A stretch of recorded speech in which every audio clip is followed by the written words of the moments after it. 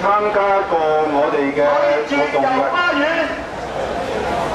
咁我哋有啲苦主同佢有個來往，咁咧所以有佢個電話。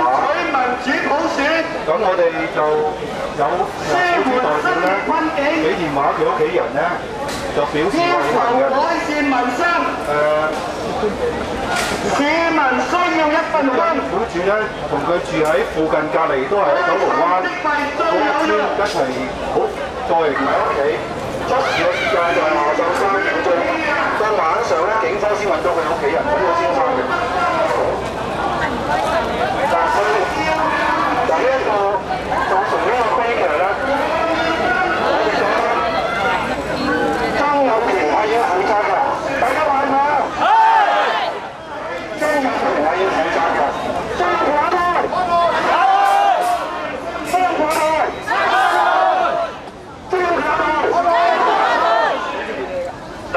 呢位苦主由於佢比較上係內向唔出聲咧，有時變咗佢所受嘅抑鬱咧，造成影響更加大嘅。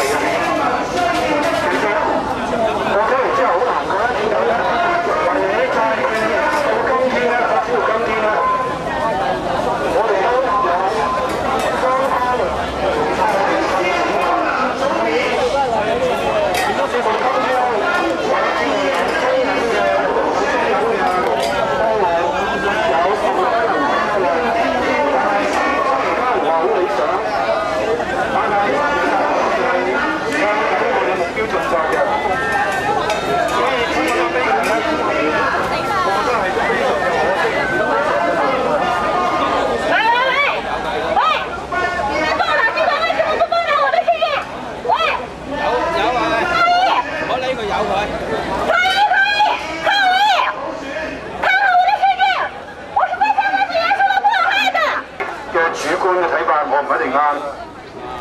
自己收埋咧，就造成一個精神上嘅抑鬱。呢個係比較上係難處理嘅。如果你肉體上嘅疲勞咧，反而冇問題喎。你適當休息之後冇問題㗎。但係精神上嘅抑鬱，精神上嗰個長期嘅疲勞咧，特別係上咗年紀之後咧。你嗰個恢復力係差好多嘅，精神嘅抑鬱咧，長時嘅抑鬱咧，就會造成好大嘅傷害嘅。我哋講一講先，我哋第一次遊行係叫曾蔭權下台咧，係4月中旬嘅。4月中旬我哋記得喺銅鑼灣東角道起行，就行到 CCO， 大家有印象啊？而當日我哋已經叫曾蔭權下台啊。而當時咁做咧，我哋嘅核心小組咧係經過一個好激烈嘅辯論。是否係咪要見到曾蔭權下台咁激啱咁？但係到後尾我哋投票結果係通過咗嘅。呢件事喺4月中旬咧，我哋大遊行就叫曾蔭權下台。咁到我哋7月1號咧，我叫同樣嘅口號。而當日4月中旬嘅時候，大家記唔記得我哋有台灣嚟嘅苦主，有新加坡嚟苦主參埋一齊，係咪啊？咁當日我哋咧4月中旬嗰個大遊行咧。係有份宣言，當時咧嗰份宣言咧，到今天啊係完全啱用嘅，一個字都唔使改嘅。咁陣間咧，我請幾時同我打讀出嚟，都係你哋。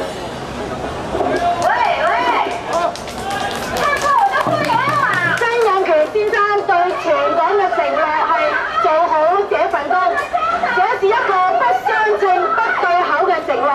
香港特別行政區行政首長不是一個 job， 不是打工仔口中嘅一份工，而是一份無上光榮、莊嚴神聖嘅偉大任務。不單關乎700萬人嘅福祉，是關乎一國兩制嘅執行。本來將至高無上嘅光榮任務化，加以矮化、庸俗化，從政治權術來說，或可成為管理期望嘅一個手段，以便從低做起，達到將欲舉之必成先卑之嘅效果。可是曾先生年來嘅表現卻是卑之無甚高論，從低處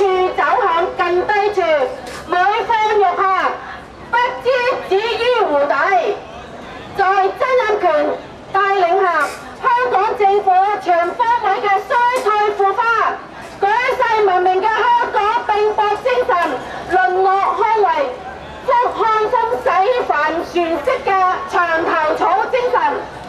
雷曼事件至今已有7個多月啦，而家就係9個多月啦。真政府涉及雷曼事件嘅公官及各部門如下：財政司曾俊華、財經事務局長陳家強、監管局專員任志剛、證監會總裁衛奕禮、律政司公共檢控專員、警方商業罪案調查科、消費者訴訟基金、司法官僚小額錢債審裁處、申訴專員公署。以上各官及各部門不是上下推卸責任，就是在事管核範圍掩耳盜鈴、進退失據。不僅如此，面對近5萬個家庭蒙受雷曼事件打擊，朝不夕保嘅社會災難，視若無睹，是可忍的，孰不可忍也。48000個雷曼款主，總共損失金額約為200億港元，平均每人係50萬。大半苦主係退休或半退休人士，都是香港打拼一生或大半生嘅社會中堅分子。基本上，每一位雷曼苦主都是香港嘅一個故事。